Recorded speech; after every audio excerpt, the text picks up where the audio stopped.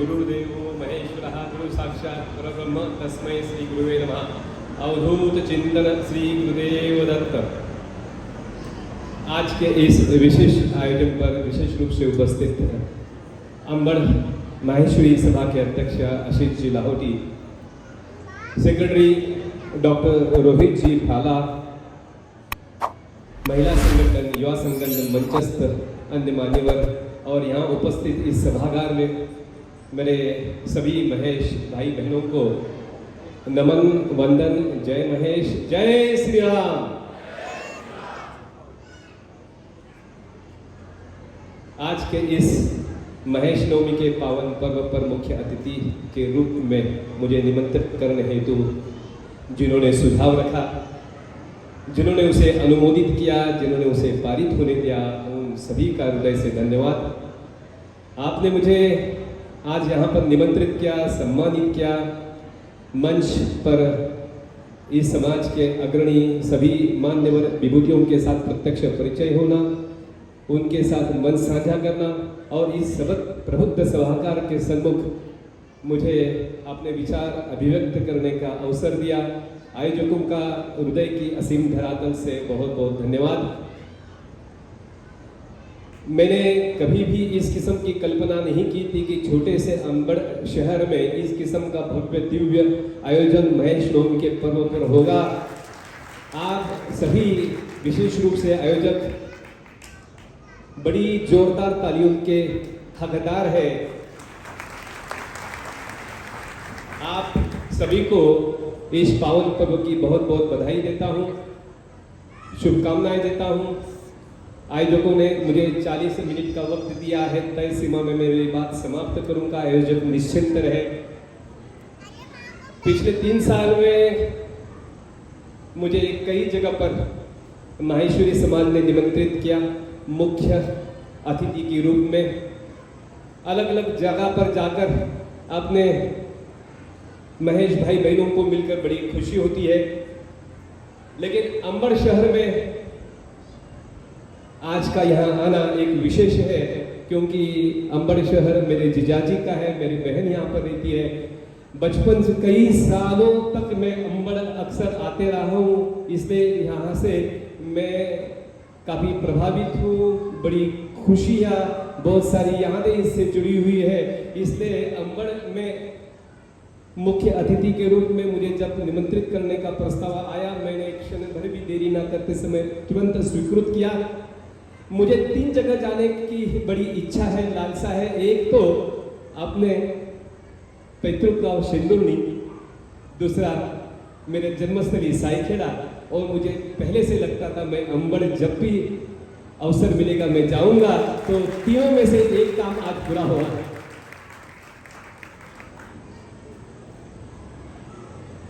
बड़ी विनम्रता के साथ सभागार को बताना चाहूँगा, मैं कोई विचारवंत नहीं, कोई बड़ी पदवी प्राप्त कोई पदवीधर नहीं हूँ। आज के जिस विषय पर मैं अपने विचार आपके सामने रखने वाला हूँ, उस विषय की कोई औपचारिक पढ़ाई मैंने की नहीं है, कोई शिक्षा प्राप्त की नहीं है, मैं कोई अर्थशास्त्री नहीं हूँ। यह कि मेरा दावा है कि मैं एक प्रसिद्ध और सफल उद्योजक हूँ, ना कि मैं इस प्रतिभा या प्रतिमा का धनी हूँ कि इस प्रबुद्ध सभागार को संबोधित कर सकूँ, उद्बोधित कर सकूँ। मैं केवल एक सामान्य उद्योजक हूँ। सामान्य ज्ञान, जिज्ञासा, तर्कसंगत औपचारिक वैचारिक क्षमता और ईश्वर पर परम निष्ठा श्रद्धा से मैंने पिछले 30 सालों में उद्योग व्यापार करते करते जो अनुभव प्राप्त किया, जो ज्ञान प्राप्त किया, वो आपके समक्ष रखूंगा, आपसे वार्तालाप करूंगा। और मुझे पूरा विश्वास है कि यहाँ से जाते समय आप सभी का बहुत बड़ा प्यार और आशीर्वाद लेके जाऊंगा। युवा पीढ़ी से बहुत सारा ज्ञान लेके जाऊंगा, इसमें मुझे कोई शंका नहीं। मैं मेरी बात 2 चरणों में रखूंगा, मेरी जीवनी, कमला ग्रुप और समाज के प्रति हमारा योगदान, और द्वितीय चरण में मैं सफलता का मंत्र बताने की युवा पीढ़ियों को विशेष तरह से कोशिश करूंगा। धन एवं संपन्नता की खोज में पिछले 30 साल पहले मैं पालघर आ पहुंचा और आज करोड़ों का दान पुण्य करने की क्षमता को प्राप्त हुआ। यह मेरा सफल सफर कैसा रहा, आप सब लोग इसके जानने के लिए उत्सुक हो गए, लेकिन मैं उससे भी ज़्यादा उत्तेजित हूँ कि वो सब बातें आपके समक्ष रखूँ। मेरे जन्म से आज इस मंच का सफर मैं संक्षिप्त में आपके सामने रखना चाहता हूँ। मैं उम्मीद करता हूँ कि सभा उसे रुचि से सुने। साइकाड़ा नामक 3000 बस्ती का छोटा देहात, तहसील निफाड़, जिला नासिक। यह मेरा ननियाल। यहाँ पर रेड क्रॉस सोसाइटी की छोटी खोली में 1970 में मेरा जन्म हुआ। बचपन बड़ी खुशहाली से यहाँ गया। राधा भाई मेरी माता जी, उनकी माता पिता की एकलौती संतान, यानी मुझे मामा मौसी नहीं। प्राथमिक शिक्षा मैंने यहाँ पर प्राप्त की। पैतृक गांव सिंदुरनी, तहसील जामनेर, जिला जलगांव। यह भी एक छोटा देहात। यहाँ पर मैंने माध्यमिक शिक्षा प्राप्त की। मराठी माध्यम, जिल्हा परिषद मराठी मुलांची शाळा, स्कूल 3 किलोमीटर दूर, पैदल जाना पैदल आना। मुझे यह बताते समय बिल्कुल संकोच नहीं कि हम शुरू से संपन्न, समृद्ध, धनवान तो थे नहीं, हालांकि अभी भी नहीं हूं, लेकिन कभी हम गरीब भी नहीं थे। रहने के लिए 7 कॉम्पाउंड के बड़े पक्के मकान नहीं थे, लेकिन कभी हम झुग्गी बस्ती में भी नहीं रहे। रहने के लिए कच्चा मिट्टी का 20 बाय 10 का एक मकान, वही हमारा हॉल, वही हमारा किचन, वही हमारा बेडरूम। इसमें मम्मी पापा और 5 भाई बहन, हम बड़ी खुशी से रहते थे। यही हमारा विश्व था। घर में फर्श नहीं, ट्यूब नहीं, फैन नहीं, रसोई में स्टोव नहीं, गैस नहीं, फ्रीज नहीं, रेडियो, टेप, टीवी, किसी भी प्रकार की सुख सुविधा एवं मनोरंजन का कोई साधन नहीं। पीने के लिए साफ सुथरा पानी नहीं, शौच शुद्धि की कोई व्यवस्था नहीं। सुबह जंगल जाना पड़ता था। घर में पीली रोशनी देने वाला 40 वैट का बल्ब, मम्मी का मिट्टी के चूल्हों में रसोई करना, गोवंश गोबर से घर को लिपना। बारिश के दिनों में काफी फजियत होती थी। छत से 10 जगह से पानी गिरता था। 10 जगह बर्तन रखने पर भी जमीन गीली होती थी। गलियां भी मिट्टी की, वहां कीचड़ होता था। मुझे वो दिन आज भी याद है। पप्पा जी ने जिले से एक ट्यूबलाइट लाई थी। उसका सफेद प्रकाश देखकर हम 5 महीने सम्मोहित रहे। रात भर उस सफेद प्रकाश को देखते रहे। मुझे है आज वो दिन भी याद है जब हमारे घर में शाहबाद फर्श लग रही थी। हम सब भाई बहन बहुत खुश थे। उसकी वजह भी साथ थी कि अभी हमारे मम्मी को गोबर गोवंश से लिपना बंद हो जाएगा। बारिश के दिनों में छत से बारिश गिरेगी, लेकिन जमीन गीली नहीं होगी। और 5 भाई बहन की मस्ती में अगर दूध नीचे गिर जाए तो बेकार नहीं जाएगा, उसे उठाकर छान कर पी सकते हैं। ऐसी छोटी छोटी हमारी खुशियां होती थी। इतने सामान्य देहाती जीवन शैली में हमारा बचपन गया। कभी हम दुखी नहीं थे। उसकी वजह यह थी कि अन्य समाज के तुलना में हम धनवान थे। स्वयं का घर था, खुद की दुकान थी, खुद की खेती थी, और विशेष हम रोज गेहूं की रोटी और चावल खाते थे। अन्य समाज में केवल उत्सव के दिन, त्योहार के दिन उनको मिलता था। हमारी स्कूल भी ऐसी ही थी। घर से 3 किलोमीटर दूर मिट्टी की स्कूल में भी फर्श नहीं, ट्यूब नहीं, फैन नहीं, पीने का साफ सुथरा पानी नहीं, शौच शुद्धि की कोई व्यवस्था नहीं, स्कूल को गेट नहीं। इस किस्म की हमारी स्कूल रहती थी। ऐसे ही हमारी पढ़ाई आगे बढ़ती गई। 10वीं कक्षा, बोर्ड की परीक्षा, 30 किलोमीटर तहसील का गांव जामनेर, यह परीक्षा का सेंटर। बस से जाना, बस से आना। एक बस मिस हो गई तो दूसरी बस के लिए 2 घंटा इंतजार करना। आप सब लोग जानते हैं कि 10वीं परीक्षा, बोर्ड की परीक्षा में उन दिनों होने वाली परीक्षा का कितना महत्व होता है। हम तो आने जाने में ही थक जाते थे। 10वीं का निकाल लगा। हेडमास्टर जी ने हमें सभी छात्रों को एक हॉल में बैठाया। उन दिनों 10-20 गांव में एक स्कूल थी। छात्रों की बड़ी भीड़ रहती थी। 10वीं कक्षा में 150 छात्र बैठे थे। हेडमास्टर जी ने बोला, इस चौक से ब्लैक बोर्ड पर मैं नाम लिखना शुरू करता हूं। जितने नाम और जिनके नाम मैं लिखता हूं वो उत्तीर्ण हुए, अन्य लोगों ने अगली साल फिर से कोशिश करना। हेडमास्टर जी ने उस सूची में ब्लैक बोर्ड पर केवल 15 नाम लिखे, 150 छात्र बैठे थे, 15 उत्तीर्ण हुए, 10% का निकाल लगा। आप लोग अनुमान लगाओ किस किस्म की उस टाइम पर पढ़ाई की व्यवस्था होती होगी। इन दिनों में कई स्कूलों में मुझे वार्षिक समारोह पर मुख्य अतिथि के रूप में निमंत्रित करते हैं, वहां पर वार्तालाप में मालूमात होती है कि उनके स्कूल का निकाल, 10वीं का निकाल पिछले कई सालों से 100% लग रहा है और हमारे स्कूल का निकाल 10% लगा। भाग्यवश हेडमास्टर जी ने प्रथम क्रमांक पर मेरा नाम लिखा। उस वर्ष में प्रथम क्रमांक से 10वीं पास हुआ। आज भी उस स्कूल के स्कोर बोर्ड पर 1985 के सामने मेरा नाम लिखा है, दिगंबर जय किशन जौहर। उन दिनों ऊंचे क्रमांक से जो विद्यार्थी पास होते थे उनके लिए 2 विकल्प रहते थे, इंजीनियर बनो, डॉक्टर बनो। मैंने डॉक्टर बनने का सपना संजोया, नासिक आया, आरवाई के कॉलेज में पढ़ाई, माहेश्वरी विद्या भवन नासिक में रहना था। उन दिनों का उस कॉलेज का अनुभव मैं आपको बताना चाहूँगा कि वहाँ स्कूल में कॉन्वेंट से इंग्लिश मीडियम से पढ़ाई किए हुए बच्चे आते थे। फर्रेटर यार इंग्लिश बात करते हैं, उनका रहन सहन, टी शर्ट, जीन्स, कोई 2 व्हीलर लेके आवे, कोई 4 व्हीलर लेके आवे, इस किस्म का वातावरण था। हम तो देहात से आए, साइकिल पर घूमते थे और रहन सहन भी अपनी देहाती बढ़ते माप के कपड़े पहनते थे क्योंकि फटने तक पहनना रहता था।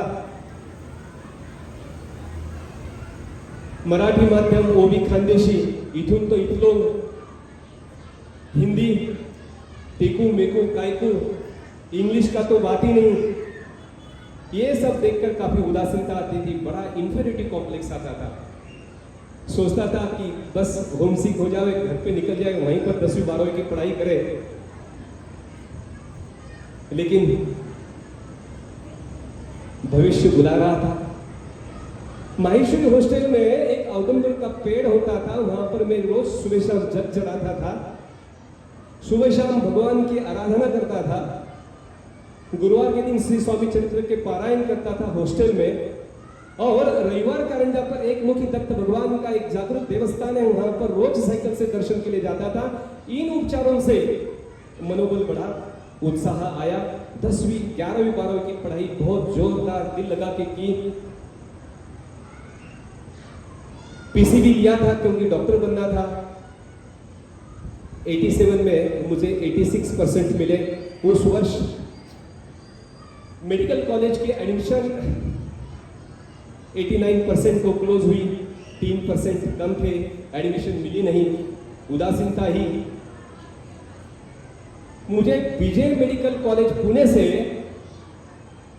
डॉक्टर बनने की बड़ी ख्वाहिश थी, बड़ा सपना था। वो मेरा सपना मेरे बेटे ने, डॉक्टर पुष्कर दिगंबर झोवर, इसने 28 साल बाद पूरा किया। मुझे गौरव दिलाया। इस उपलक्ष्य में डॉक्टर पुष्कर जो आज इस सभागार में उपस्थित है, उसे बहुत बहुत बधाई देता हूँ, धन्यवाद देता हूँ और उसका अभिनंदन करता हूँ। 3 विकल्प थे। एक तो 1 साल की विश्रांति लो, अच्छी तरह से पढ़ाई करो, फिर से एग्जाम दो, रुकना मना था। दूसरा विकल्प था डोनेशन, कैपिटेशन फीस देके प्राइवेट मेडिकल कॉलेज को एडमिशन लो। एक चैप्टर तो हमारे सिलेबस में था ही नहीं।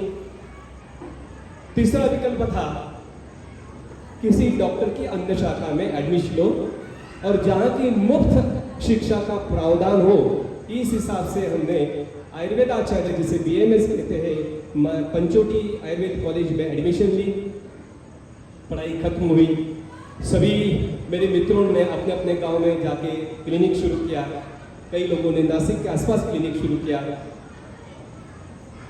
मैं पढ़ाई के दौरान थाना जिला के 2 तहसील है, मुरबाड और शाहपुर, यहाँ पर अक्सर जाता था। वहाँ पर 2 चचेरी भाई मेरे वहाँ पर जनरल मेडिकल प्रैक्टिस सफलतापूर्वक करते हैं, डॉक्टर किरण और डॉक्टर अरुण। इनके पास जो जाता था, देखता था दिन भर वहाँ पर रुग्णों की भीड़ रहती थी और शाम को जो पूंजी जमा होती थी, ये दोनों बातें मुझे आकर्षित करती थी। और उन दिनों में मैंने ये तय किया था कि मैं भी किसी थाना जिला के तहसील में जाके मेरा क्लिनिक शुरू करूंगा। घर वालों की इच्छा थी कि मैं शेंदुर्नी में क्लिनिक शुरू करूं, क्योंकि क्लिनिक शेंदुर्नी की प्रैक्टिस मैंने जो देखी थी वो विपरीत थी। रुग्णों की संख्या भी कम, फीस भी कम, वो भी उधार। तो मैंने मन बना लिया मुझे तो तहसील जाना है। घर वालों के विरोध के उपरांत घर से 1 रुपया भी ना लेकर मैं एसटी बस पकड़कर पालघर आ पहुंचा। मुझे गर्व से बताते समय बड़ी खुशी होती है कि उस दिन के बाद मैं एसटी बस में कभी कदम नहीं रखा। पालघर पहुंचा। पालघर क्षेत्र मैंने मेरे परिवार ने कभी नक्शे में भी नहीं देखा था। अपने समाज का, अपने परिवार का कोई घर नहीं, अपना कोई मित्र नहीं, कोई परिचित नहीं, ऐसी अनभिज्ञ जगह पर पहुंचा। सर नमस्कार। होटल और लॉज पर रुककर स्वयं के खर्चे से दवाखाने के लिए जगह ढूंढना, सर्वे करना असंभव था। क्यों? जेब में पैसे तो थी नहीं, घर से कोई लेके नहीं आया था, ना मैंने मांगे ना घर वालों ने दिए। तो मैंने एक आरएमओ की जॉब 2000 रुपए महीने की तनख्वाह जहां मुझे प्राप्त हो रही थी, वहां पर साई कृपा नर्सिंग होम में जॉब पकड़ी। सुबह शाम डॉक्टर्स को असिस्ट करता था, दोपहर के समय आराम करने की जगह सर्वे करने निकलता। इससे फायदा यह हुआ, मुझे रहने पीने खाने की व्यवस्था हो गई, आसपास के लोगों से परिचय बढ़ा। 3 महीनों की मेहनत से मुझे एक मनपसंद जगह मिल गई। ऑफकोर्स किराए से मिली थी। 2000 रुपये महीना उसका किराया था। भाई किरण मुरबाड़ से 10,000 रुपया उधार लिया। छोटा मोटा जो फर्नीचर की जरूरत होती है, एक रुग्ण को देखने के लिए मेज टेबल की जरूरत होती है, डॉक्टर को बैठने के लिए या स्वयं को बैठने के लिए लिखने के लिए एक टेबल की जरूरत, पर्दे की जरूरत, बाहर रुग्णों को वेटिंग करने के लिए एक बाग की जरूरत, एक ट्यूब, एक फैन।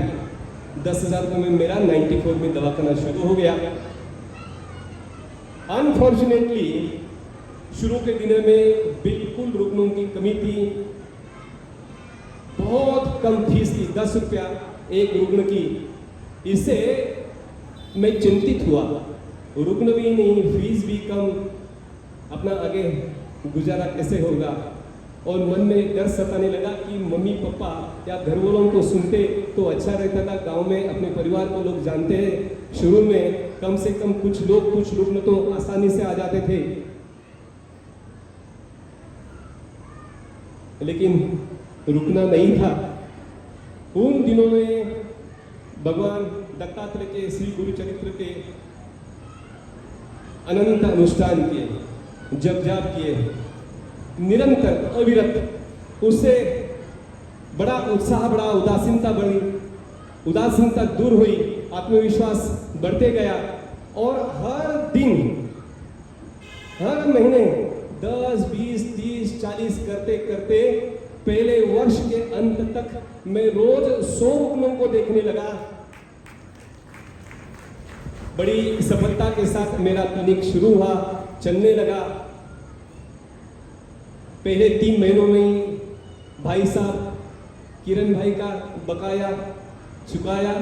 11 महीने के किराए का करार खत्म होते ही वह जगह मैंने 3.5 लाख रुपए में खरीदी की।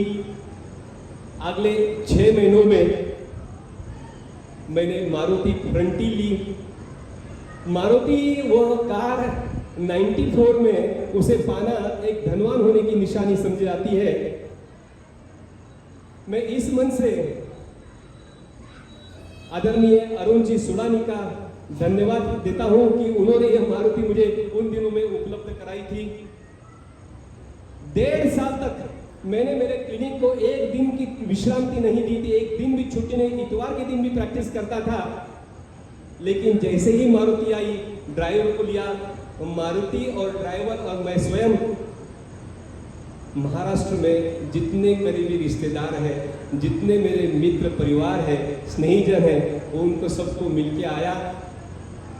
दिगंबर जयकिशन झंवर की मेडिकल जनरल प्रैक्टिस बहुत अच्छी तरह से चल रही है।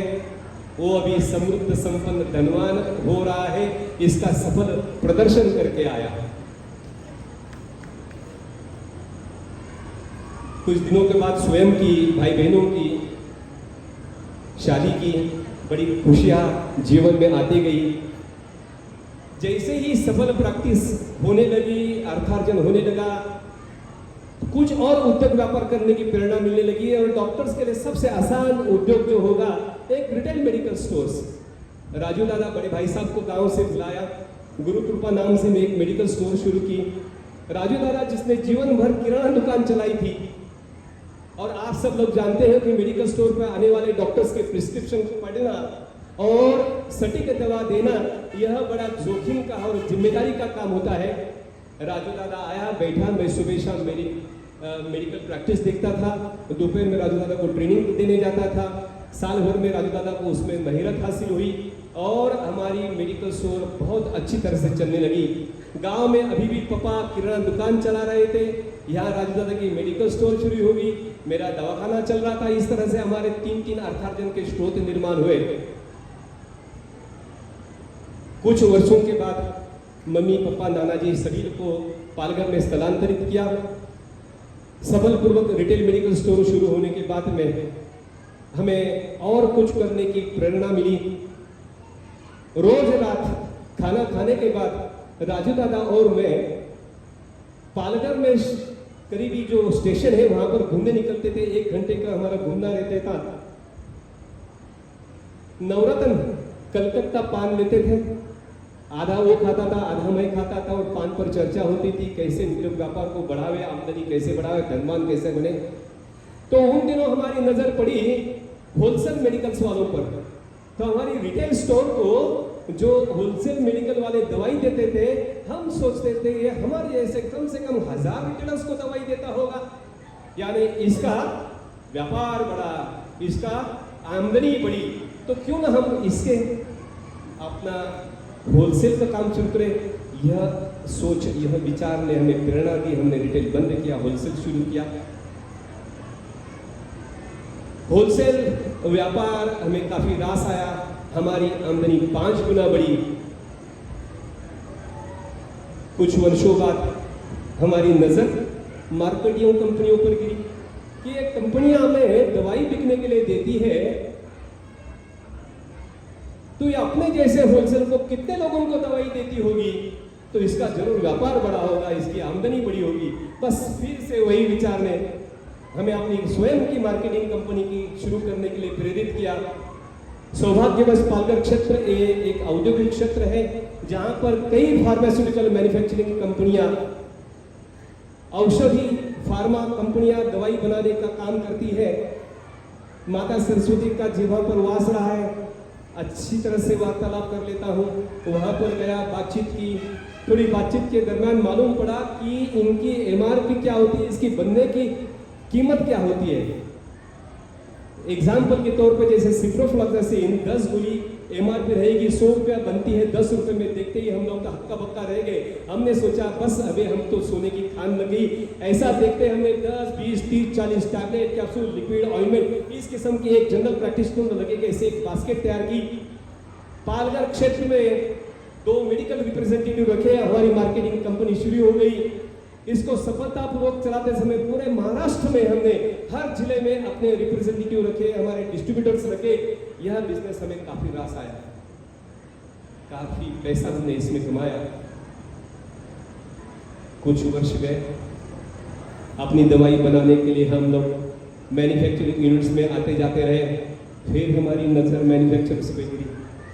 हमने सोचा ये मैन्युफैक्चरर अपने जैसे कितने कंपनियों को दवाई बना के देता होगा, तो इसका मतलब इसका व्यापार बढ़ा, इसकी आमदनी बढ़ी। बस इस बात से हमें अपना स्वयं का मैन्युफैक्चरिंग यूनिट शुरू करने के लिए प्रेरित किया। लेकिन मित्रों, बताते समय बड़े कष्ट होता है कि एक मार्केटिंग कंपनी को शुरू करना, उसे सफलतापूर्वक चलाना, और एक मैन्युफैक्चरिंग यूनिट शुरू करना और उसको सफलतापूर्वक चलाना, दो भिन्न बातें होती है, जमीन आसमान का फर्क होता है। फार्मास्यूटिकल मैन्युफैक्चरिंग यूनिट शुरू करने के लिए कम से कम 3 बातों की जरूरत है। आपको उस विषय का औपचारिक शिक्षा जैसे B.Pharm M.Pharm होना जरूरी है। आपको उस क्षेत्र में कई सालों तक काम करने की अनुभव के लिए जरूरी होती है, और सबसे बड़ी बात, आपके पास बड़ी धनराशि पूंजी का होना बड़ा आवश्यक होता है। मैं ये तीनों बातों से अनभिज्ञ था, न मुझे औपचारिक शिक्षा प्राप्त थी, न मुझे उस क्षेत्र का अनुभव था मैन्युफैक्चरिंग फील्ड का, न मेरे पास उस किस्म की पूंजी थी कि मैं अकेला उसको फैक्ट्री को लगा सकूं। लेकिन उतना तो था नहीं। 5 पार्टनर्स तैयार किए, एक प्राइवेट लिमिटेड कंपनी गठित की, MIDC में एक प्लॉट आवंटित किया। 2003 में हमने प्लॉट लिया और 2007 तक MIDC के चक्कर में आए, और MIDC का लोकल ऑफिस, रीजनल ऑफिस और हेड ऑफिस के चक्कर काटते काटते थक गए। 5 साल तक हमें कुछ भी समझ आने नहीं लगा, बड़े उदासीन हो रहे थे। उस समय MIDC के चेयरमैन और उद्योग मंत्री आदरणीय श्री अशोक जी चौहान थे। उनकी सहायता से 2007 में हमारा यह पहली फैक्ट्री शुरू हुई। इस मंच से दिवंगत अंबड़ के नेता आदरणीय श्री बाबूराव जी कुलकर्णी को, उनके पुण्य स्मृति को अभिवादन करते समय मैं बहुत बहुत धन्यवाद देता हूं कि जिन्होंने मेरा परिचय अशोक जी चौहान से करवाया। इस श्रृंखला में हमारे जीजाजी आदरणीय सतीश जी सोडानी जी से मैं विशेष रूप से धन्यवाद उनको देता हूं कि जिन्होंने मुझे आदरणीय बाबूराव जी कुलकर्णी से परिचय करवाया। इन दोनों ने स्वयं मेरे इस कार्य के लिए मुंबई मंत्रालय में स्वयं आए, यह मेरा कार्य किया। उन दोनों को बहुत बहुत धन्यवाद। इस तरह 2007 में हमारी फैक्ट्री शुरू हुई। हमें लगा सब कठिनाइयां दूर हो गई, बस अभी हमने पैसों का पेड़ लगाया, बारिश होने वाली है पैसों की। सुना भी था इंडस्ट्री में बहुत पैसा रहता है, लेकिन अफसोस की बात कि ऐसा कुछ हुआ नहीं। 2007 में फैक्ट्री लगी, 4 महीनों के अंतर में सिक्योरिटी गार्ड्स हमारे यहाँ जो थे, उन्होंने 18 लाख रुपए का माल रातों रात चुरा के फरार हो गए। हमें बड़ा दुख हुआ, लेकिन यह विश्वास था कि हमने तो इंश्योरेंस किया हुआ है, हमें उसका भुगतान इंश्योरेंस कंपनी दे देगी। लेकिन बाद में पता चला कि जनरल इंश्योरेंस के साथ ऑप्शनल आपके पास थेफ्ट इंश्योरेंस बर्गली पॉलिसी होती है जो आपके पास है नहीं। हमने सर्वेयर को बुलाया, उन्होंने बराबर है आपको भुगतान मिल सकता था, लेकिन आपने बर्गली पॉलिसी ली नहीं है। अज्ञान के चलते आप अभी इंस्टॉलमेंट भर दो, अगली बार कभी इस किस्म का वाकया तो काम आएगा। हमें वो भुगतान स्वयं को उठाना पड़ा। 1 साल बीता। अगस्त 2008 में रात में 12 बजे 1 बजे फैक्ट्री से फोन आया। हम डरे भागे दौड़ते दौड़ते तारापुर MIDC से हमारे फैक्ट्री पहुंचे। फैक्ट्री के ऊपर से बड़ा धुआं जल रहा था, आग लगी हुई थी, पूरी फैक्ट्री काली हो गई थी। अग्निशामक के, फायर ब्रिगेड के बम वहां थे, पानी से वो आग बुझाने की कोशिश कर रहे थे। उन्होंने आग बुझाई, लेकिन हमारा काफी नुकसान हुआ। आग के कारण तो हुआ ही हुआ, लेकिन ये फायर ब्रिगेड के पानी ने और नुकसान कर दिया। सभी raw material, packing material, finish goods सब खत्म।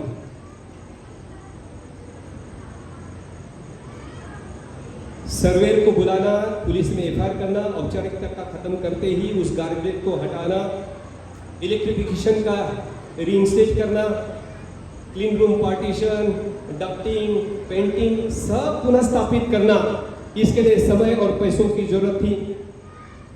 उन दिनों हमारे मित्र वहाँ के सुंदरम मल्टीपेक प्राइवेट लिमिटेड कंपनी के मालिक आदरणीय रायचंद जी शाह, इन्होंने हमें आर्थिक मदद की और हिम्मत दी। इस मन से उनका भी बहुत बहुत धन्यवाद।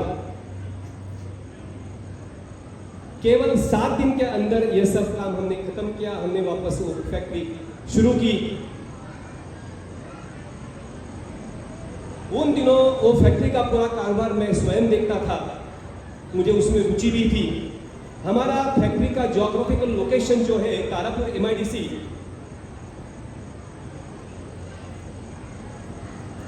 मुंबई के काफी करीब है। और आप लोग सब जानते हो कि फार्मा कंपनी के सभी कॉर्पोरेट ऑफिसेस मुंबई में है, इसलिए हमें कॉन्ट्रैक्ट मैन्युफैक्चरिंग में प्रावधान मिलता था, प्राथमिकता मिलती थी। फैक्ट्री अच्छी चलने लगी, प्रोडक्ट बास्केट बढ़ी, कस्टमर बढ़े, हमारी आमदनी बढ़ने गई, रेवेन्यू बढ़ता गया। कुछ ही साल में अफसोस की बात, सभी पार्टनर्स में अनबन होने लगी। मेरा फैक्ट्री जाना बंद हो गया, उद्योग व्यापार धीमा पड़ गया, आमदनी कम, खर्चा ज़्यादा, देनदारों के देना, क्रेडिटर्स, बैंक, सैलरीज, और ऐसा डर सताने लगा कि कभी ये NP में जाएगा, आज जाएगा, कल जाएगा। अन्य जो डायरेक्टर जिन्होंने इसे असफलता से चलाने की कोशिश की, सबको संकट में डाल दिया। पर्सनली सब लोगों की पर्सनल गारंटी थी, सबको चिंता हुई। आखिर में ये डिसाइड हुआ, निर्णय लिया गया कि अब इस फैक्ट्री को बेच दिया जाए। एक महानुभाव आगे आए, फैक्ट्री की कीमत तय हुई 8 करोड़ 11 लाख रुपया बयाना भी आया। ड्यू डिलीजेंस होगा 1 महीना, उसके बाद में 1 करोड़ रुपया दिया जाएगा। उसके बाद में दस्तावेज का जो औपचारिकता खत्म होने का पूरी रकम मिलेगी। इस प्रकार का जो डील है वो उसके समाप्ति पर सभी लाइबिलिटीज खत्म करने के बाद हम पार्टनर्स को हमारे लागत का सिर्फ 50% मिलने वाला था। यानी कि इस डील की समाप्ति पर 50% हमारा लागत का खत्म होना, नुकसान होना तय था। फिर भी हम सब खुश थे, ऐसा लग रहा था जान छुटी, बच गए, दे दो इसे। 1 महीना खत्म हुआ, ड्यू डिलिजेंस की रिपोर्ट आई, वो निगेटिव थी। जो महानुभाव इसे खरीदी करने आए थे उन्होंने बताया कि मैं इसे खरीदी नहीं कर सकता हूँ। 11 लाख रुपए का बयाना जो उन्होंने दिया था, उनके जो लेबर चार्जेस में उसने डेबिट कर दिया। कोई भी नया खरीदार इसे खरीदने आ नहीं रहा था। और एक बार कोई चीज बिकने निकाली है तो सभी पार्टनर्स के दिमाग में बिकना बिकना बिकना, तो कोई भी दिल से उसे चलाने की कोशिश नहीं कर रहा था। रोज नुकसान बढ़ रहा था। शुरू के 2 साल मैंने एक कंपनी चलाई थी। मुझे विश्वास था कि ये कंपनी मैं चला सकता हूँ, सुचारू रूप से चला सकता हूँ, उसे मुनाफे में ला सकता हूँ। तो मैंने एक प्रस्ताव रखा, आप अगर इस फैक्ट्री को किसी और को बेचते हो तो आपको आपके लागत का 50% मिल रहा है, मैं आपको पूरा देने को तैयार हूं, लेकिन आज मेरे पास आपको देने के लिए पैसा नहीं। आप मुझे केवल 18 महीनों का समय दे, मैं आपको पूरा पैसा देने के लिए तैयार हूं। आपको फायदा क्या होगा? ये जो रोज का जो हेडेक है, आपको इसका फोन, उसका फोन, बैंक का फोन, क्रेडिटर्स का फोन, किसी का भी नहीं आएगा। आपको बताता हूं कि उस समय जो हमारे डायरेक्टर असफलतापूर्वक उसको चलाते थे, उनके शब्द वाक्य ऐसे थे कि मैं अब थक चुका हूं क्रेडिटर्स को, बैंक को जवाब देते देते। मेरा सर भारी हो रहा है, मेरा सर फट रहा है, मेरा ब्रेन हिमरेज हो जाएगा, ऐसा डर लग रहा है। इस किस्म के उनके शब्द थे, इस किस्म के उनका वाक्य रहता था। इसका यह मतलब हुआ कि कैसी विकट परिस्थिति रही होगी। आप सोचो, उस फैक्ट्री, जो डूबने वाली फैक्ट्री को मैंने प्रस्ताव रखा कि मैं उसको अकेला लेना चाहता हूं। सब लोगों को लगा ये प्रस्ताव तो अच्छा है, अपने पूरा पैसा मिल रहा है, आज से क्रेडिटर्स के फोन आना बंद, बैंक का टेंशन कम, पर्सनल गारंटी भी निकल जाएगी। उन्होंने एग्रीमेंट करके वो कंपनी मुझे 2013 में सौंप दी। इस तरह उस कंपनी का मैं अकेला मालिक बना। राजू दादा को डायरेक्टर बनाया। राजू दादा उस कंपनी में, मेरे बड़े भाई साहब उस कंपनी में रोज सुबह से शाम तक बैठने लगे। मैं सुबह शाम मेरा क्लिनिक यानी OPD देखता था, दोपहर के समय फैक्ट्री जाता था। हफ्ते में 2 दिन लोकल के धक्के खाते खाते मुंबई जाता था। दोपहर का खाना खाता नहीं था, पीता था। मेरी पत्नी यहाँ पर उपस्थित है, जो मेरे लिए खाना, रोटी, सब्जी, दाल, चावल, दाल ज्यादा डालकर मिक्स करके मिक्सर्स में निकाल कर एक लोटे में दोपहर का खाना पीने के लिए तैयार रखती थी। इस किस्म से हमने पहले वर्ष कड़ी मेहनत की, स्मार्ट हार्डवर्क दिए और इसका नतीजा यह रहा ईश्वर की कृपा ऐसी रही, पहले 6 महीनों में ही हमने हमारे सभी डायरेक्टर्स का जो 18 महीनों में मुझे उनको चुकाना था पैसा, हमने केवल 6 महीनों में उनका पैसा चुकाया। अगले 6 महीनों में बैंक के जो कर्जा था उसको चुकाया। केवल 1 वर्ष में हमने दोनों भाइयों ने उस कंपनी को कर्ज मुक्त किया, डेट फ्री किया। आज तक हम डेट फ्री रहे। 2014 में हमने उसको पहली बार WHO GMP करवाया। 2015 में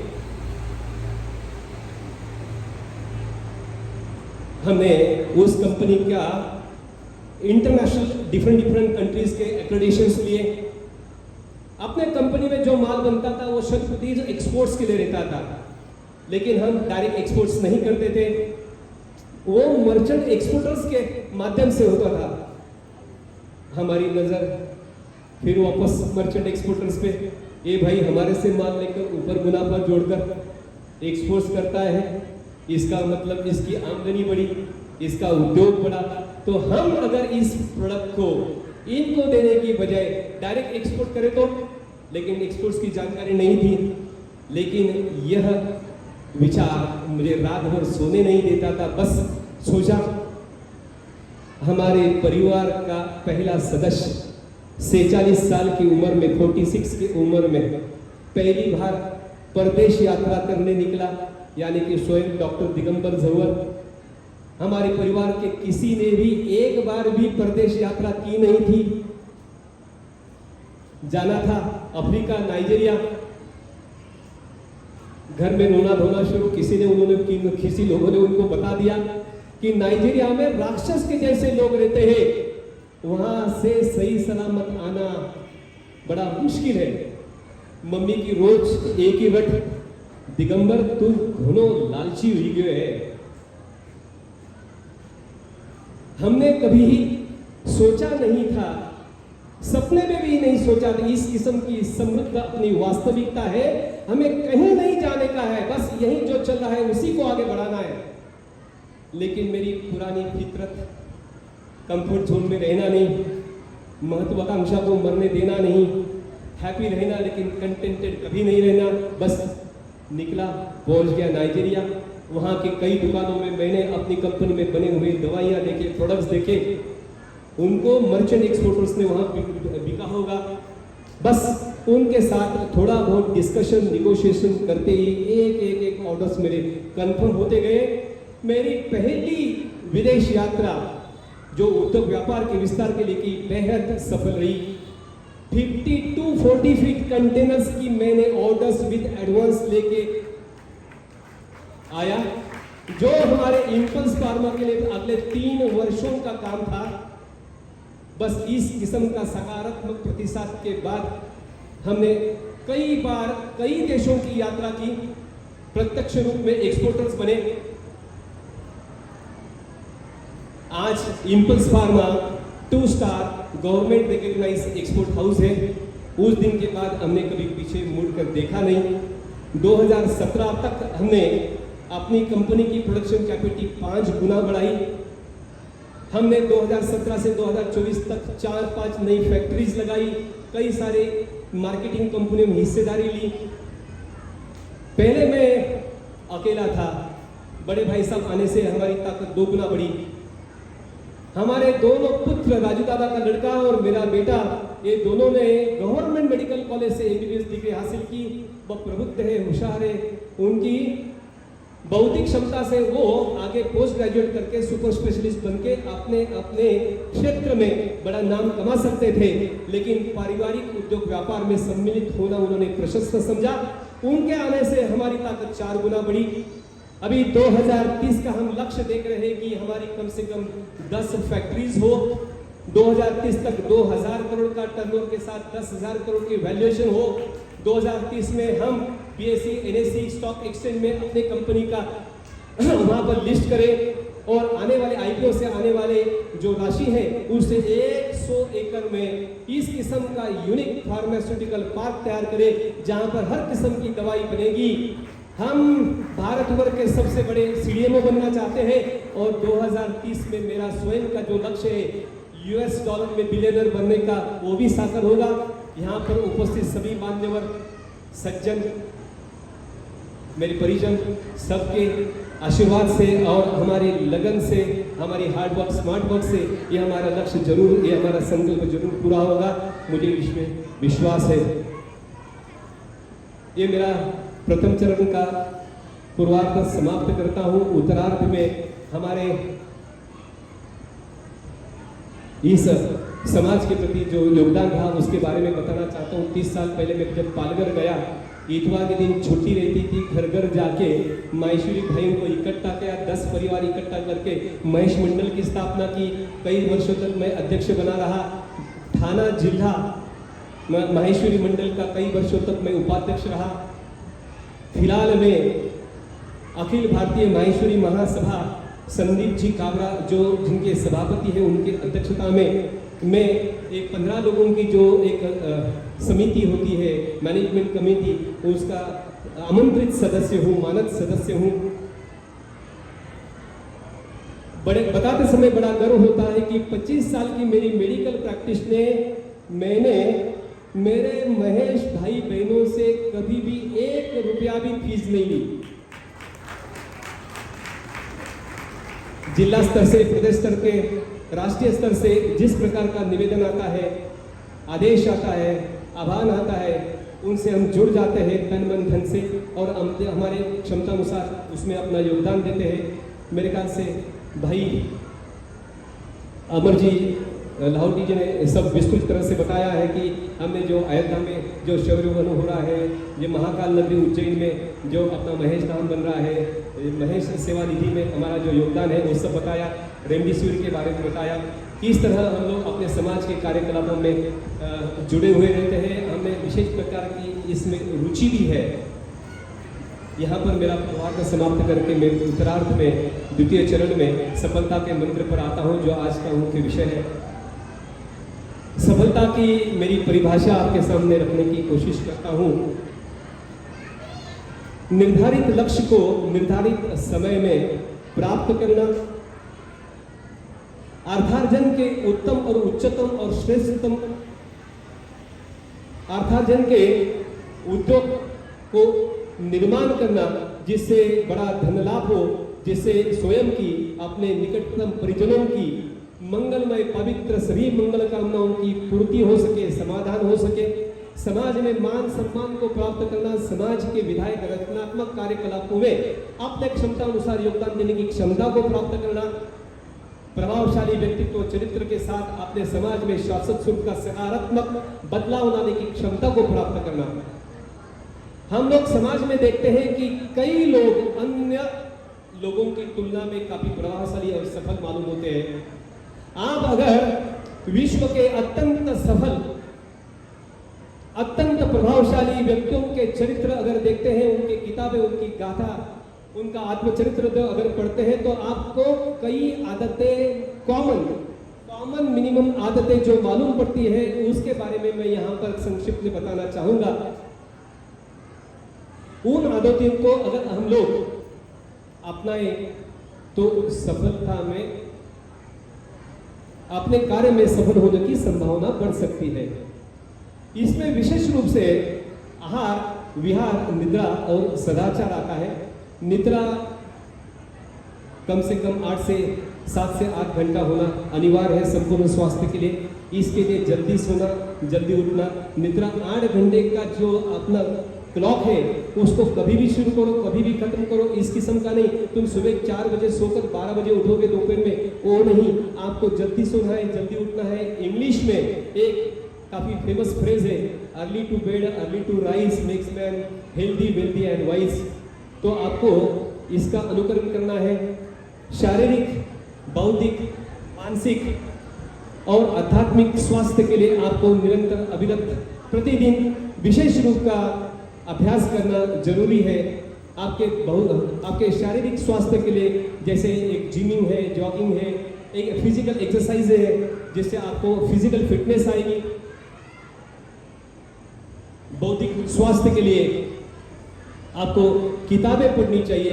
किताबें वो नहीं कि फिक्शन मनोरंजन की हो, किताबें तो वो पढ़ी जाएगी जहाँ पर अत्यंत प्रभावशाली प्रेरणादायी व्यक्तियों के चरित्र लिखे हो, उनकी गाथा लिखी हो, जिसको पढ़कर जिसके अध्ययन से अपने मनोमस्तिष्क को सकारात्मक प्रभाव डाले, जिसने अपने व्यक्तित्व चारित्र को नई दिशा नया आयाम मिल सके।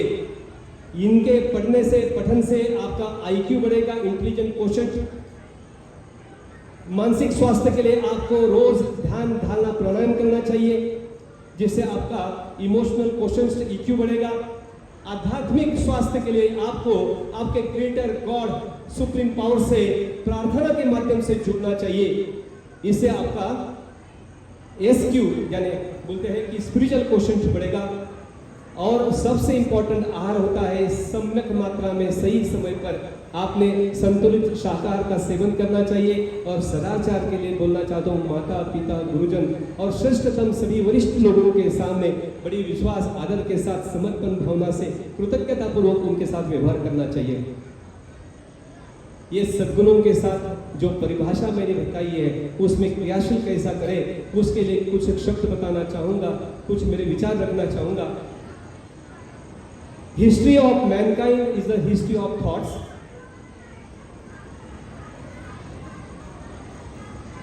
विचार मंथन से संकल्प बनता है। आप इस प्रकार का जो संकल्प करते हो तो संकल्प से आपकी सिद्धि यानी सफलता की यात्रा शुरू होती है। आप अपने जीवन में एक क्षेत्र का चयन करो, एक संकल्प दृढ़ निश्चित करो। ये strong desire to become a business tycoon, become a rich and famous, इस किस्म का आपका दृढ़ निश्चय strong desire will get converted into deep rooted thoughts. These thoughts get converted into your action, action get converted into your habits, habits you use the nature, natures get converted into character, and character gets converted into attitude यानी अभिगम। यह अभिगम ही आपके लक्ष्य तक पहुंचाएगा आपको। Please believe in law of attraction. I personally believe in it. I personally practice it. Please believe in power of subconscious mind.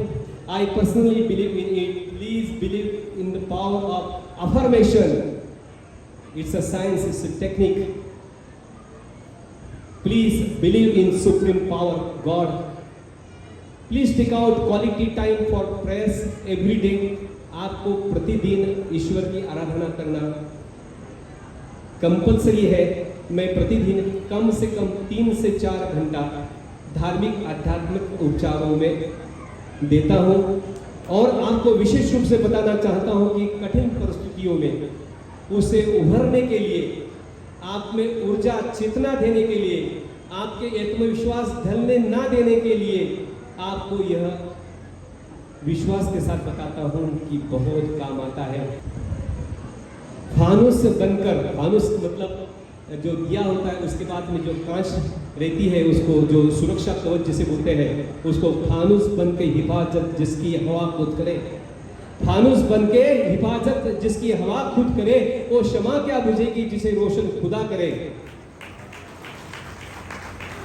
Remember always thinking low is a crime. ओछी सोच पाप है। HDFC बैंक के executive chairman आदरणीय दीपक जी पारिक कहते हैं और हमेशा क्रिकेट के T20 का उदाहरण देते हैं। 20 overs 120 balls, please target to bat 720 runs. That means every ball 6 runs. So set your target highest of your possibilities, capabilities. Of course you have to see the resources also. Please take the expert's opinion in that particular field. और इस किस्म से आपका संकल्प तय करो। Please remember, if you born poor is not your fault, but if you die poor is definitely your fault. जिस क्षेत्र में आपको आपका भविष्य बनाना है उस क्षेत्र का चयन करें, अपना लक्ष्य का चयन करें, उच्चतम श्रेष्ठतम शिक्षा का, औपचारिक शिक्षा उस क्षेत्र की हो उसे प्राप्त करें, उसी क्षेत्र के नामांकित कंपनियों में अनुभव प्राप्त करने के लिए काम करना शुरू करें। अलग अलग प्रकार की जिम्मेदारी लिए, जिम्मेदारियों का सुचारू रूप से निर्वहन करें। इस प्रकार कई साल उसी क्षेत्र में आप काम करने से आपको एक्सपीरियंस आएगा, आपको एक्सपर्टीज आएगी, आपको नॉलेज आएगा, जिससे आप वाइज और आपको जिस नॉलेज के साथ आप स्वयं का उद्योग व्यापार करने के लिए प्रेरित करें।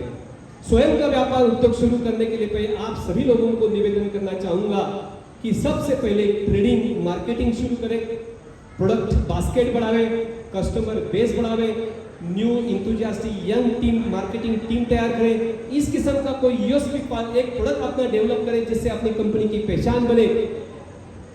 जिस दिन आपको विश्वास आएगा कि मैंने एक मार्केट साइज प्राप्त की है, वो दिन आपके लिए स्वयं को मैन्युफैक्चरिंग सेक्टर में पुश करने के लिए प्रेरित करना चाहिए।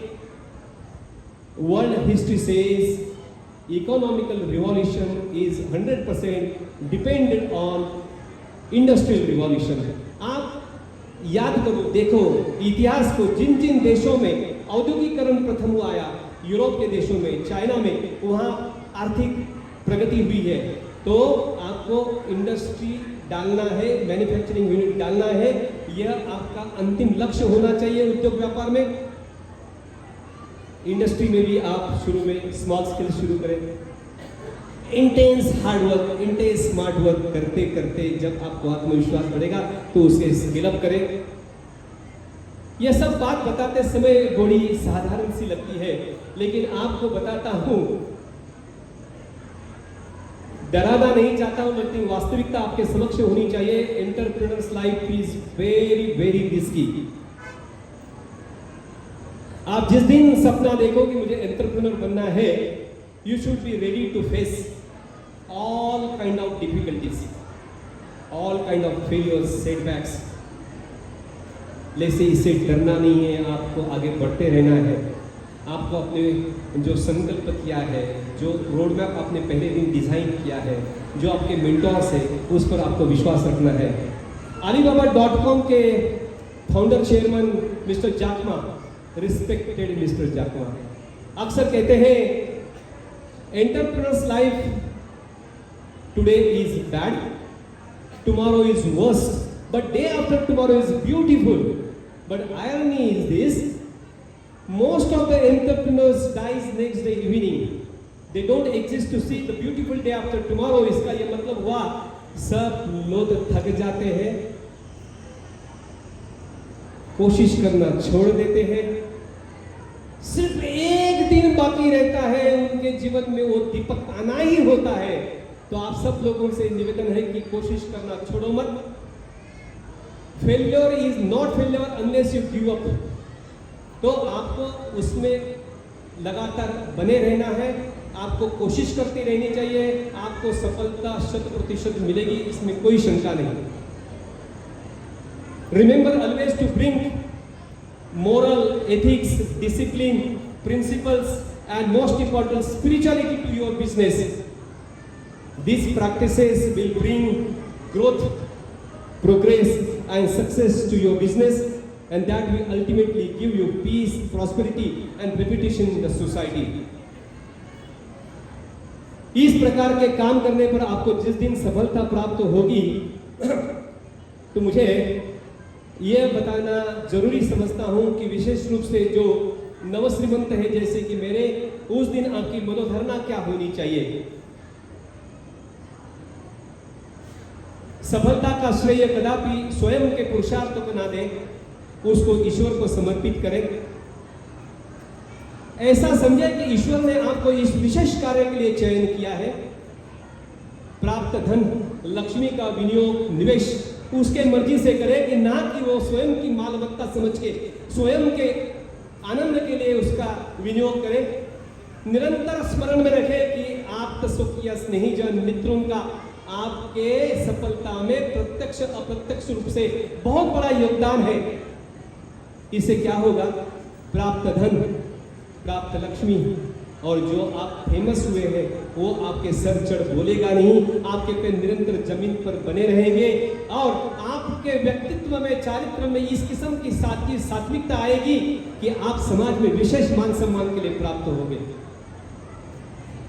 जिस दिन आपको सफलता प्राप्त हुई तो कुछ विशेष चीज़ों के लिए आपको आपका जिम्मेदारियों का निर्वहन करना चाहिए। प्रथम चरण की आपको सफलता प्राप्त होने के बाद आपके निकटतम परिजनों के उत्थान में योगदान देना चाहिए, क्योंकि आप जानते हो कि जो माता पिता 2-3 बच्चों में एक ही बच्चे केवल को पढ़ाई करके सफलता की दिशा में भेजते हैं, अन्य जो उनके भाई बहन हैं, जो जिस भाई को शिक्षा का लाभ मिला है इनको उससे वंचित रहे, उनका भी आपके सफलता में योगदान है। तो आपने अपने निकटतम परिजनों में आपका सफलता मिलते ही उनमें उत्थान में योगदान देना अनिवार्य है। द्वितीय चरण की सफलता प्राप्त होते ही आपने अपने समाज के उत्थान में अपना योगदान देना चाहिए। तृतीय चरण की सफलता प्राप्त होने के बाद अपने राष्ट्र निर्माण में अपना योगदान देना चाहिए। राष्ट्र से बात निकली तो आप सब लोगों को गौरव से बताना चाहता हूँ, यहाँ पर उपस्थित सभी विद्यार्थीगण, युवाओं को, उनके अभिभावकों को, गुरुजनों को बताना चाहता हूँ कि आपने युवाओं में अगर उनके मनोमस्तिष्क में विदेश जाकर अपना भविष्य ढूंढना, नौकरी करना, विद्यार्जन करने की कल्पना अगर सृजित होती होगी तो उसे रोक दे। किसी को विदेश जाकर अपना भविष्य ढूंढने की जरूरत नहीं। भारतवर्ष बड़ी तेजी के साथ विकसित हो रहा है। आपको बताते समय बड़ा गर्व होता है कि भारत में सब लोग जानते हैं कि भारतवर्ष प्राचीनतम सभ्यता है। भारतवर्ष एक सबसे बड़ा लोकतंत्र है। भारतवर्ष विश्व की सबसे बड़ी जनसंख्या वाला देश है, यानी ह्यूमन रिसोर्स में अव्वल क्रमांक पर है। भारतवर्ष की औसतम आयु 29 वर्ष की है। भारत सबसे बड़ा युवाओं का देश है। भारतवर्ष अपने आप में बड़ी एक मार्केट प्लेस है। आपको जीडीपी के रोचक तथ्यों को बताता हूं, आपको जानकर बड़ी खुशी होगी भारत किस दिशा में, किस पेस से, किस स्केल में विकसित हो रहा है। 2015 में भारतवर्ष जीडीपी के पैरामीटर्स के तौर पर विश्व में 10वें क्रमांक की अर्थव्यवस्था थी। केवल 8 वर्षों में आज 4 ट्रिलियन यूएस डॉलर के साथ भारतवर्ष 5वें क्रमांक की अर्थव्यवस्था है। इसी वर्ष 2024 के अंत तक 5 ट्रिलियन डॉलर के साथ भारतवर्ष 4th क्रमांक की अर्थव्यवस्था होगी। 2030 तक भारतवर्ष तृतीय क्रमांक की अर्थव्यवस्था होगी। 2040 तक द्वितीय क्रमांक की अर्थव्यवस्था होगी। 2047 में जब हम लोग स्वतंत्रता की शताब्दी बड़े गौरव के साथ, खुशहाली के साथ, उत्साह के साथ मनाते होंगे, उस वर्ष अपनी भारतवर्ष प्रथम क्रमांक की अर्थव्यवस्था 40 ट्रिलियन डॉलर के साथ होगी। इसमें मुझे पूरा विश्वास है। यहाँ आपके काम करने के लिए, नौकरी के, उद्योग व्यापार के अनेक आपको काफ़ी सारी अपॉर्चुनिटीज यहाँ उपलब्ध है। किसी को कहीं बाहर जाने की जरूरत नहीं। युवाओं को विशेष रूप से बताना चाहता हूँ कि 100 साल पहले आपको बलिदान की जरूरत थी, लेकिन आज बलिदान नहीं, आपको योगदान की जरूरत है। आपके पुरुषार्थ के परिचय देने की जरूरत है। मैंने आपको राष्ट्र के बारे में बताया। मैंने कमला ग्रुप के 2030 के संकल्प के बारे में बताया। मैं मेरे स्वयं के 2030 के बाद में जो मेरा संकल्प है वो संक्षेप में रखकर मैं मेरी बात का समापन करता हूँ। उद्योग व्यापार करना, धन संचय करना, बड़ा अर्थार्जन करना, धन का निवेश जिस प्रकार मुझे चाहिए उसका विनियोग करना, समाज में मान सम्मान को प्राप्त करना, ये मेरा कर्म है। सही समय पे रुकना यह मेरा धर्म है। सनातन परंपरा सभी संकल्पनाओं को मेरा विश्वास है, मैं उसका पुरस्कर्ता हूं, समर्थक हूं। धर्म, अर्थ, काम, मोक्ष 4 पुरुषार्थ ब्रह्मचर्याश्रम, गृहस्थाश्रम, वानप्रस्थाश्रम, संन्यासाश्रम, 4 आश्रम जो अपने 4 पुरुषार्थ को प्राप्त करने के लिए बताए गए हैं, उन सभी संकल्पों को मेरा विश्वास है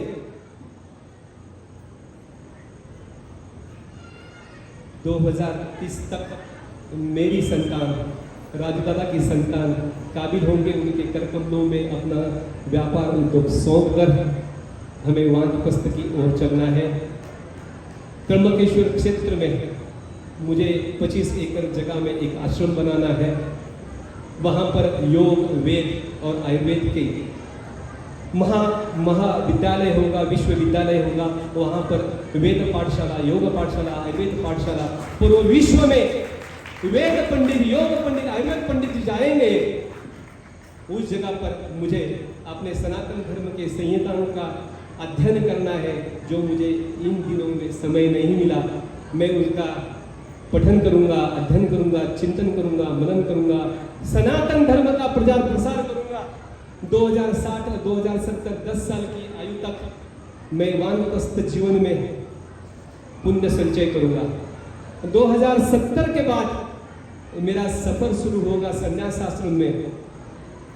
मैं एकांतवास में जाऊंगा, मौन व्रत धारण करूंगा। मुझे अकर्मा बना है, मुझे ना पाप तो बिल्कुल भी नहीं, लेकिन मुझे पुण्य की भी अपेक्षा नहीं रहेगी, क्योंकि पुण्य का जो फल स्वरूप आनंद है उसे भी पाने के लिए मुझे इस धरती पर आना पड़ेगा। मुझे अकर्मा बनना है, मुझे अंत तक ईश्वर का नाम स्मरण करना है। अंत समय जब आएगा, इस अंतिम सांस को उस आश्रम में छोड़ूंगा, देह त्याग करूंगा, ईश्वर को प्राप्त होऊंगा। इस किस्म की मेरी संकल्पना है, इस किस्म का मेरा संकल्प है। ईश्वर उसे जरूर पूरा करेगा। अंतिम में मैं कृतज्ञता व्यक्त करना चाहता हूँ। मैं जिस अभिगम के साथ, जिस आविर्भाव के साथ आपके सामने प्रस्तुत हो रहा हूँ, उस मेरे व्यक्तित्व, मेरे चारित्र, मेरे कर्तृत्व, मेरे दातृत्व, मेरे नेतृत्व, मेरे वक्तृत्व को जिन्होंने दिशा दी, आयाम दिया, उन सभी विभूतियों के प्रति मैं कृतज्ञता व्यक्त करना चाहता हूँ। इस श्रृंखला में सबसे पहले हमारे इष्ट देवता भगवान दत्तात्रेय, उनका परिवार यानी त्रैमूर्ति दत्त भगवान, श्रीपाद श्री वल्लभ नृसिंह संस्कृत श्री स्वामी समर्थ आते हैं। इनकी छत्र छाया में हमारा परिवार सुरक्षित एवं निरंतर प्रगति पथ पर है। इनके अगली श्रृंखला में हमारे नाना जी, नानी जी, आदरणीय स्वर्गस्थ आदरणीय श्री रामनाथ जी, विकुलाल जी धूत, कमलाबाई धूत, ये आते हैं जिन्होंने बचपन से हमें आध्यात्मिक धार्मिक सुसंस्कार दिए। आगे हमारे पिताजी आते हैं, जय किशन जी गौरीशंकर जोवर स्वर्गस्थ, जो इस विश्व में सबसे बड़े हमारे प्रशंसक रहे। हमारी माता जी 78 साल की आयु में संन्यस्त जीवन जी रही है। पिछले 35 साल में जिन्होंने अनाज का भक्षण नहीं किया, रोटी सब्जी दाल चावल नहीं खाया, केवल सिर्फ साबुदाना खिचड़ी पर रहकर संन्यस्त जीवन जीकर हमारे पूरे भाई बहनों पर अविरत आशीर्वाद बरसा रही है। आगे हमारे राजू दादा आते हैं, जो मेरे सखे हैं, सबसे अच्छा दोस्त है, अच्छा मित्र है, सबसे बड़ा सलाहकार है। और अंत में अत्यंत महत्वपूर्ण व्यक्तिमत्व मेरी धर्मपत्नी पतिव्रता श्री योगिता, जिनके नाम के पूर्व में मैंने पतिव्रता उच्चारण विशेष रूप से किया।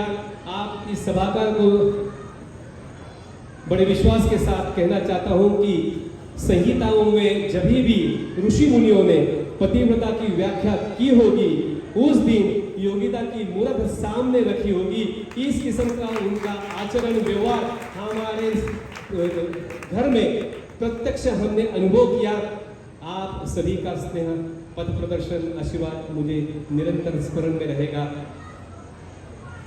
आपको मैं आजीवन आपका ऋणी रहूंगा। आप सभी को कोटि कोटि प्रणाम। उम्मीद करता हूं कि आज का मेरा यह वक्तव्य आप सभी को नई दिशा दे, ऊर्जा दे, चेतना दे। आप सभी प्रतिदिन अपने उद्योग व्यापार में नई ऊंचाई हासिल करें। स्वयं का नाम, परिवार का नाम, समाज का नाम, राष्ट्र का नाम ऊंचा करें और अपने कर्तृत्व, अपने पुरुषार्थ का इस किस्म का परिचय दे कि इतिहास में आपके लिए एक पन्ना सुरक्षित रखे। उस सुरक्षित पन्ने को अपने पुरुषार्थ, व्यक्तित्व, चरित्र कैसे रंगीन करना है। कबीरा कहते हैं, जब हम पैदा हुए जग हंसे हम रोए, ऐसी करनी कर चलो हम हंसे जग रोए। बड़ी शिद्दत से अपना किरदार निभाओ यारो, पर्दा गिरने पर भी तालियां बजती रहे। आपके जोरदार तालियों के बीच अपने वाणी को विराम देता हूं इस मंगल कामनाओं के साथ। फिर जरूर मिलेंगे किसी और दिन, किसी और मंच पर, किसी अन्य विषय के साथ। तब तक के लिए जय हिंद, जय भारत, जय महेश, जय श्री राम।